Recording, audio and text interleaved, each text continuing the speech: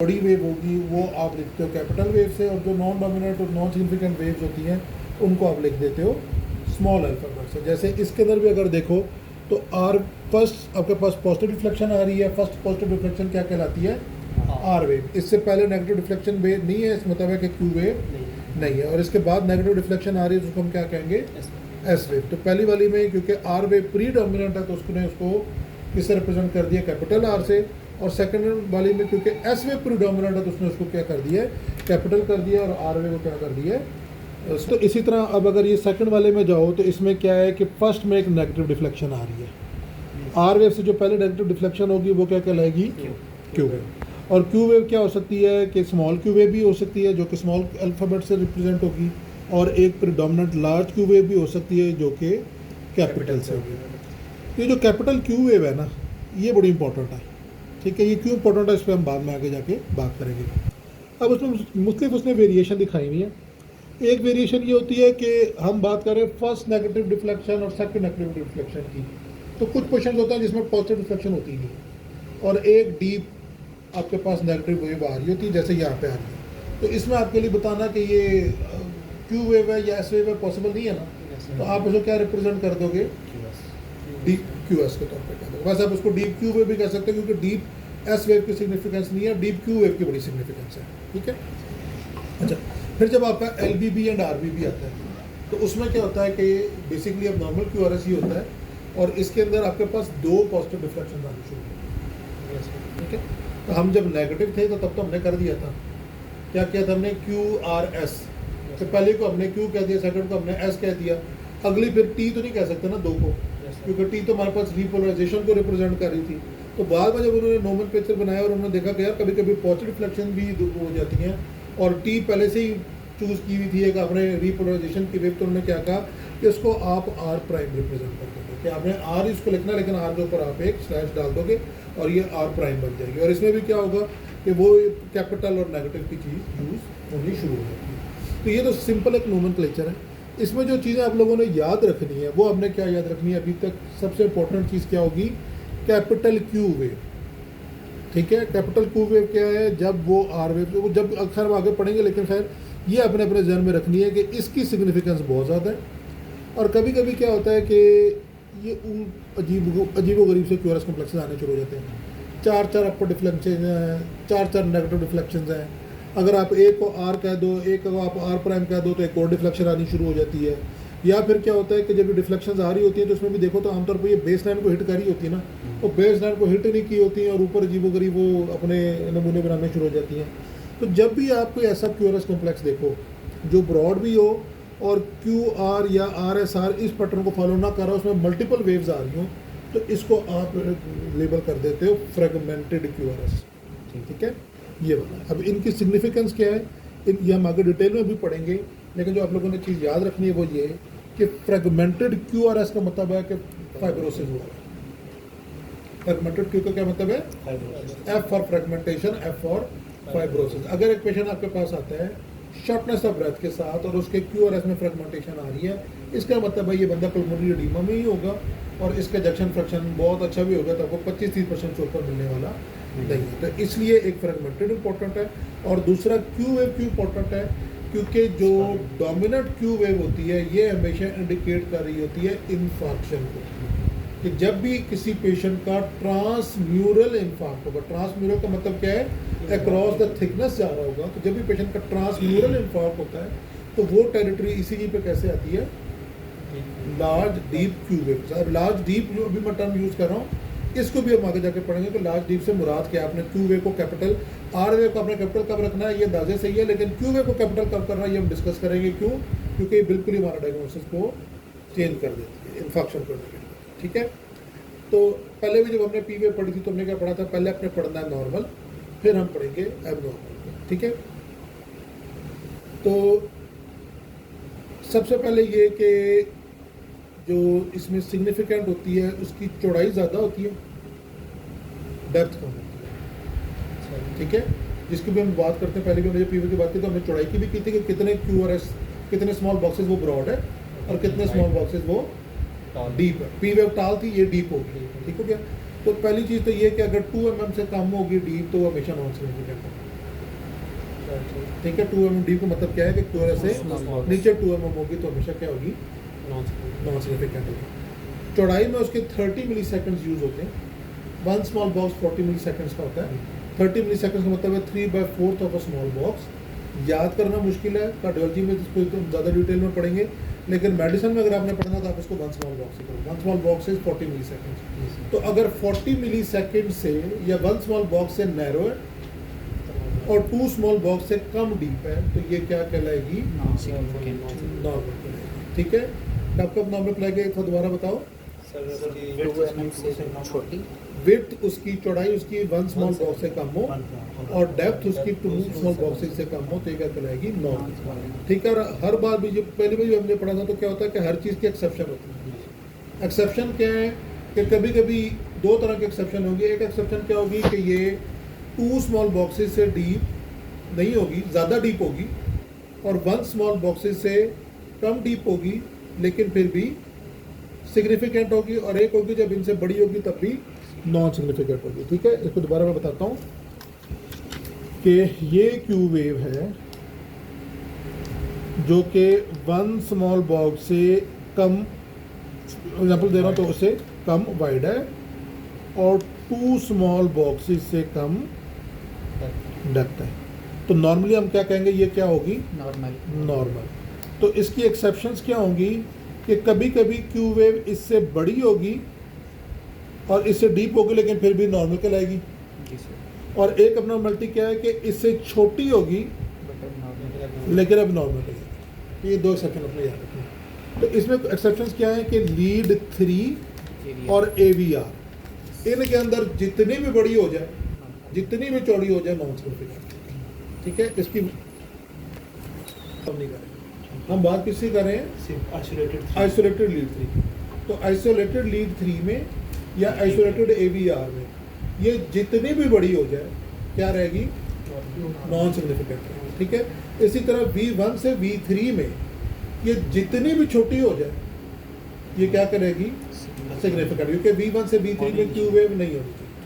अगर V1 से V3 में क्यू वेव आ रही है, जो मर्जी साइज की आ रही है, ये क्या इंडिकेट करेगी, इन्फॉक्शन इंडिकेट करेगी।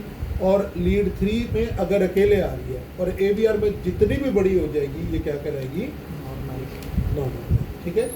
इसको रिपीट कर ले एक दफ़ा या आगे समझ। एक पेशेंट तो क्यू वेव टाइम नहीं, हम हिस्ट्री की बात नहीं कर रहे हैं। ठीक है। हम ये बात कर रहे हैं कि अगर V1 V2 V3 में आए तो मैं ये कन्फर्म है कि इसको इन्फॉक्शन हुआ हुआ है। एक्यूट है, पुराना है, क्या है, ये बात है, लेकिन इन्फॉक्शन कन्फर्म। ठीक है। तो नॉर्मल कब है, सर विड्थ अगर उसकी 130 मिली सेकेंड बेसिकली 1 स्मॉल बॉक्स से कम है, 1 स्मॉल बॉक्स से कम है, और उसकी डेप्थ जो है वो 2 स्मॉल बॉक्सेस से कम है।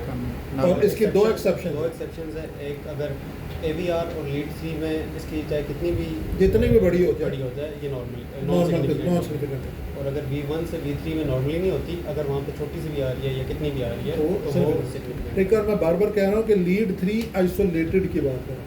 ये ना हो कि कल परसों के स्पेशल के लीड 3 के साथ 2 और AVF में भी और तुमको जी इसकी सिग्निफिकेंट नहीं है। अगर लीड 3 में अकेली आ रही तो उसकी सिग्निफिकेंट नहीं है।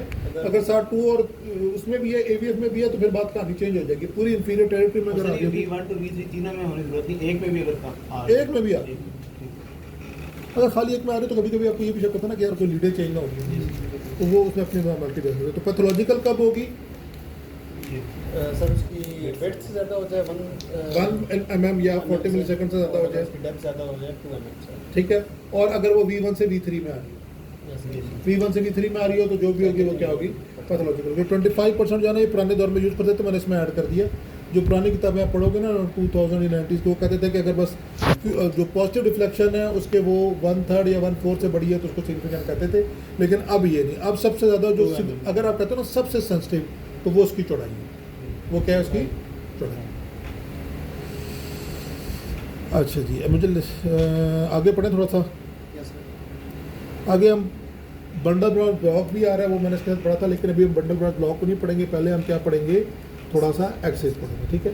एक्सेस के लिए तो तीनों चारों जितने बंदे हो ना, पहले तो इसकी तस्वीर बनाओगे अपने पास से।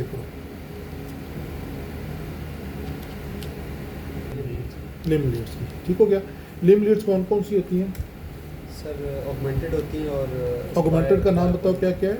सर AVF, AVR और AVL। Augmented voltage of right arm AVR, augmented voltage of left arm AVR और ऑगमेंटेड वोल्टेज ऑफ फुट, क्योंकि राइट वाला ग्राउंडेड होता है तो उसको हम राइट और लेफ्ट में डिवाइड नहीं करें। ये आपकी कौन सी होगी हैं ऑगमेंटेड। और उसके अलावा कौन सी होती हैं बाइपोलर होती है सर। बाइपोलर होती हैं। कौन कौन सी? सर 1 2 होती है। उनकी डायरेक्शन भी याद है? Yes sir. सर जो One कहाँ से जा रही होती है? राइट आर्म से लेफ्ट आर्म जाएगी। आर्म की तरफ। 2 तो सर राइट आर्म से सॉरी यहाँ से लेफ्ट आर्म से लेफ्ट लेफ्ट की तरफ जाएगी। और तीसरी कहाँ से जाएगी? राइट से लेफ्ट तीसरी जगह। लेफ्ट से लेफ्ट। ठीक हो गया। और एक और बात हमने क्या की थी कि जब भी करंट किसी लीड की डायरेक्शन में जाएगी तो क्या देगी? पॉजिटिव। जब भी किसी से अवे जाएगी तो क्या देगी? Negative deflection. और जब भी किसी के परपेंडिकुलर होगी तो क्या देगी? इक्विफेज। ठीक है कि अगर ये कोई लीड है और करंट इसके परपेंडिकुलर जा रही है तो पहले हाफ में वो इसकी तरफ जा रही है और अगले हाफ में इसके अवे जा रही है। जब इसकी तरफ आ रही होगी तो पॉजिटिव दे देगी, जब इससे अवे जा रही होगी तो नेगेटिव दे देगी। ठीक हो गया। अच्छा, अब आपने क्या ये वही बातें मैंने रिमाइंड कराई हुई हैं ताकि ये चीज़ें आपके जहन में रहे परिश्रम। अच्छा, जब भी आपने एक्सिस कैलकुलेट करना होता है तो उसके दो मेथड है। एक हम 2 नंबरी से यूज़ करते हैं थंब मेथड। ठीक हो गया। थंब मेथड में आप कौन कौन सी देखते हैं? 1 देखते हैं और AVF देखते हैं। 3 नहीं देखते, आपने AVF देखते हैं। ठीक है। जो लीड 1 है वो आपका स्टार्ट हर काम राइट आर्म से होता है, तो लीड 1 कहाँ पे होगी? राइट आर्म से होगी। और AVF और लेफ्ट दोनों में F आ रहा है, तो लेफ्ट हैंड कौन सा होगा आपका? AVF। राइट आर्म कौन सा है? लीड 1। लेफ्ट आर्म कौन सा है? दोनों अपवर्ड है तो क्या कहलाएगी? Normal axis. अगर राइट हैंड आपका या लीड 1 आपके राइट हैंड में थी ना, ये इन्वर्टेड होगी तो कौन सा आपकी डेविएशन आ रही है? अगर AVF आपको इन्वर्टेड होगा किस नाम की आ रही है डेविएशन? लेफ्ट। अगर दोनों हो जाएंगे तो क्या कराएगा? Extreme acceleration. ठीक है। मैंने CCO में किसी को अंगूठे करते देखा तो मैंने उसको अंगूठा तोड़ देना है। ठीक है। CCO में ये अंगूठे मुझे नजर आए। CCO में अपने क्या यूज़ करना है? Proper method. Proper method use करने के लिए जो प्रिंसिपल है, हम इसको क्वाड्रेंट मेथड कहते हैं। इसके पहले प्रिंसिपल आपने याद रखना है। ठीक है। 2 चीज़ें याद रखनी है कि हर लीड के परपेंडिकुलर कोई लीड होती है। परपेंडिकुलर कौन सा एंगल होता है? 90। ठीक है जी। तो अगर मैं इस पर ड्रा करूँ, ज़रा मैं ड्रा करूँगा थोड़ा सा टेढ़ा होगा लेकिन जितना हो सके, तो ये आपका क्या है? 90 का एंगल। ठीक हो गया। ठीक है ना? ये जी सर। इस पर किसी को एतराज़ तो नहीं है? तो अब मैं कहता हूँ कि लीड 1 जो है ना, ये तो इसके परपेंडिकुलर कौन सी लीड आ रही है? AVF आ रही है। कोई और लीड का नाम लो, किसी भी लीड का नाम ले लो। लीड 2। ठीक हो गया जी। तो लीड 2 ये, इसके परपेंडिकुलर कौन सी लीड आ रही है? AVL आ रही है। और किसी लीड का नाम लो। AVR ले लो। AVR के परपेंडिकुलर कौन सी लीड है? लीड 3। तो हर लीड के परपेंडिकुलर क्या है? एक लीड मौजूद है। और एक और चीज़ जो क्या होती है कि अगर मैं कहूँ कि करंट लीड 3 से अवे जा रहा है, लेडी की तरफ 120 है ना, तो अगर मैं कहता हूँ कि करंट लीड 3 नेगेटिव आ रही है, मतलब करंट की डायरेक्शन क्या होगी? इससे ऊपर अवे होगी। तो मतलब है वो कहाँ पे आएगी? 30 और 90 के दरमियान में। इसको पीछे तुम इस तरह ट्रेस करोगे तो वो यहाँ पे आ रही है। ठीक हो गया। तो हर लीड के क्या है? परपेंडिकुलर कोई ना कोई लीड है। तो जब भी आपने एक्सिस कैलकुलेट करना होता है, आपका पहला स्टेप ये होगा कि आप ये देखोगे कि बायफेजिक लीड कौन सी है। क्या ढूंढोगे सबसे पहले? बायफेजिक लीड। अब अगर फर्ज करो कि लीड 1 बायफेजिक है तो इसका मतलब करंट का डायरेक्शन लीड 1 के कहाँ क्या है? परपेंडिकुलर। तो फिर आपने देखना है कि लीड 1 के परपेंडिकुलर कौन सी लीड मौजूद है, वो कौन सी है? AVF। फिर उसके बाद तुम देखोगे AVF में जो QRS है वो पॉजिटिव है या नेगेटिव है। अगर AVF में करंट पॉजिटिव होगा तो ये इसका एक्सिस होगा, अगर AVF में करंट नेगेटिव होगा तो इसका ऑपोजिट इसका एक्सिस बन जाएगा। ठीक है। ये वैसे समझना मुश्किल होता है लेकिन हम एग्जाम्पल पे चलेंगे। ठीक हो गया। तो ये हमारे पास एक लीड आ रही है। सबसे पहले अगर आपने अपना थंब मेथड से करना हो तो थंब मेथड से एक्सिस क्या निकलेगा? इसका नॉर्मल। ठीक है। अब मुझे बताओ इसमें बायफेजिक लीड कोई है कि नहीं? AVL। गुड। अगर AVL बायफेजिक है इसका मतलब है करंट की डायरेक्शन AVL के क्या है? परपेंडिकुलर। तो अब आपने याद रखना है कि AVL के परपेंडिकुलर QRS कौन सा है। इसके लिए मैंने आपको लीड वो कहा था तस्वीर बनाओ, लेकिन अगर ये AVL है तो अब मैं देखूँ तो एवीएल के परपेंडिकुलर कौन सी लीड आ रही है हमारे पास? लीड 2 आ रही है। ठीक हो गया जी। लीड 2 देखो उसमें करंट क्या है? पॉजिटिव है या पॉजिटिव इसका मतलब है जो करंट की डायरेक्शन है वो लीड 2 की पॉजिटिव में डायरेक्शन में, नॉर्मल और लीड 2 का एक्सिस क्या है? Normal +60 plus 60। तो इस ईसीजी का एक्सिस क्या हो जाएगा? +60 नॉर्मल प्लस 60। ठीक है, ये इतना सिंपल। आगे चलते हैं हम जी। ये दूसरी एग्जांपल आ गई, इसमें बताओ। Two by physical lead 2 by physical. तो लीड 2 के परपेंडिकुलर कौन सी लीड थी? एवीएल थी। अब एवीएल देखो पॉजिटिव है या नेगेटिव है? Negative negative. राइट एक्सेस ठीक है, ये क्या बनेगी? अब इसको छोड़ दो। एवीएल क्या है? Negative negative. अगर ये एवीएल नेगेटिव है इसका मतलब करंट इस डायरेक्शन में जा रही है कि इसके ऑपोजिट जा रही है? अपोजिट से इसके ऑपोजिट जा रही है। ठीक है, तो इस लाइन को जब मैं नीचे लेके जाऊंगा तो ये क्या करेगी? 180 और 120 को बाइसेक्ट करेगी, तो क्या बनेगी? 150। तो इसका एक्सेस क्या बन जाएगा? राइट एक्सिस 150 बनेगा। ठीक है, और 150 किस में आता है? राइट एक्सिस डेविएशन में आता है। थंब मेथड से करोगे तो वो भी आपके क्या हो जाएगी? लीड 1 क्या नेगेटिव है तो क्या बन जाएगी? Right axis deviation. ठीक है, इसको बताओ। इसमें है सर ये है 2 है 2 ही है लीड 2 है तो हमने पहले भी कर चुके, लेकिन उसमें हमारा क्या था? एवीएल एवीएल नेगेटिव थी। इसमें एवीएल क्या है? पॉजिटिव अगर पॉजिटिव है तो मतलब है कि जो डायरेक्शन एवीएल की है वो इसकी डायरेक्शन, तो क्या हो जाएगी? ये लेफ्ट एक्सिस तकरीबन 30, ये बॉर्डर लाइन बन हाँ जाएगी। जी अगर आप उसमें थंब मेथड से करोगे तो क्योंकि इंफीरियर वाला एमआई हुआ है क्यूज बनी हुई है तो आपको लेफ्ट एक्सिस बनता है, लेकिन अगर आप एग्जर्ट करोगे तो ये क्या बन जाता है? Border line 30। बीच में आ रहा है फिर क्या कंसीडर करोगे? नॉर्मल या लेफ्ट हैंड? क्या मतलब है हमें? जैसे 30 आ रहा है मतलब कि वो Border इसको line। डिस्कस करते हैं। पहले इसको एक दफा प्रैक्टिस कर लो फिर आगे डिस्कस करते हैं। इसमें भी 2 ही है नहीं ये एवीएल है बाय फिजिकल। गुड, एवीएल है। एवीएल है, तो और एवीएल के परपेंडिकुलर कौन सी होती है? लीड 2 और 2 इसमें क्या है? उसमें नेगेटिव है। नेगेटिव। इसका मतलब है करंट की डायरेक्शन क्या होगी? एक्सट्रीम एक्सट्रीम एक्सिस में आ जाएगी, और इन दोनों के -90 -40 दिमाग में तो क्या बनेगी? -120 बनेगी ना 90 के दरमियान में, तो फिर क्या बन जाएगी? एक्सट्रीम। और अगर थंब मेथड से करो तो क्या बनता है? चेंज होता है नहीं सर चेंज दोनों डाउनवर्ड है। मानो एवीएल ठीक है, वैसे इसको देखो तो पी वे भी नजर नहीं आ रही, क्यू और एस भी ब्रॉड है। तो एक्सट्रीम लेफ्ट एक्सिस डेविएशन के साथ अगर आपको ब्रॉड कॉम्प्लेक्स मिलता हो तो क्या कहलाता है? वो आमतौर पे बीटी होता है। ठीक है, तो ये बीटी है, लेकिन अभी बीटी डिस्कस नहीं करें, अभी हम क्या डिस्कस करें? एक्सिस। ठीक है, अच्छा एक चीज़ मैं पहले बताना भूल गया, वो आप लोगों ने जो याद रखनी है कि जो हमारा नॉर्मल ग्राफ का रिप्रेजेंटेशन होता है ना क्यू और एस के एक्सिस में, उससे एक चीज़ उल्टी है, और वो क्या है कि नॉर्मली आपका ऊपर पॉजिटिव होता है एक्सिस और नीचे जब हम ग्राफ ड्रा करते हैं तो नेगेटिव होता है, क्योंकि हार्ट की डायरेक्शन नीचे की तरफ होती है, करंट ऊपर से नीचे, ऐसे नोट से नीचे, वो जब पहले जब लीडो को पढ़ा था, तो इसलिए इसमें ये चीज़ उल्टी है कि इसमें पॉजिटिव नीचे है और नेगेटिव ऊपर। ठीक है, तो नॉर्मल एक्सिस कितना होता है? -30 से +90, ये क्या है? नॉर्मल एक्सिस है। -30 से -90 क्या है? लेफ्ट एक्सिस डेविएशन है। +90 से 180 क्या है? Right axis deviation. और 180 से -90 ये क्या बन जाता है? Extreme axis. Usually extreme axis में अगर टैकीकार्डिया आ रहा हो तो वो क्या कहलाता है? Ventricular tachycardia. ठीक है, तो ये बेसिक है एक्सिस का। अगर कोई चीज़ समझ नहीं आई तो बता दो।